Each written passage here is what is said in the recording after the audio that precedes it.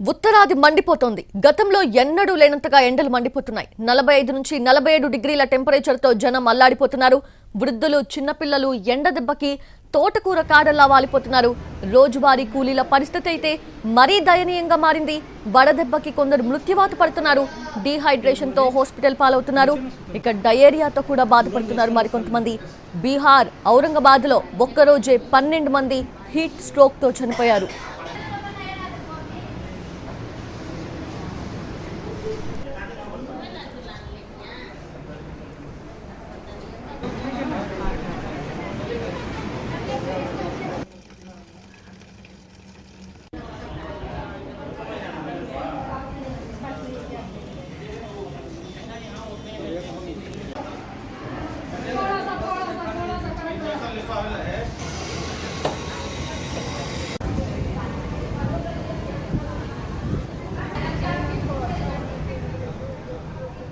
ఉత్తరాది మండిపోతోంది. గతంలో ఎన్నడూ లేనంతగా ఎండలు మండిపోతున్నాయి. అయితే 45 నుంచి 47 డిగ్రీల ఉష్ణోగ్రతతో జనం అల్లాడిపోతున్నారు.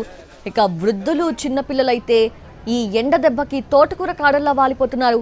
రోజువారీ కూలీల పరిస్థితి అయితే మరీ దయనీయంగా మారింది. వడదెబ్బకి కొందరు మృత్యువాత పడుతున్నారు. డీహైడ్రేషన్తో మరికొంతమంది హాస్పిటల్ పాలవుతున్నారు. ఇక డయేరియాతో బాధపడుతున్నారు ఇంకొంతమంది. బీహార్ ఔరంగాబాద్లో ఒక్కరోజే 12 మంది హీట్ స్ట్రోక్తో చనిపోయారు.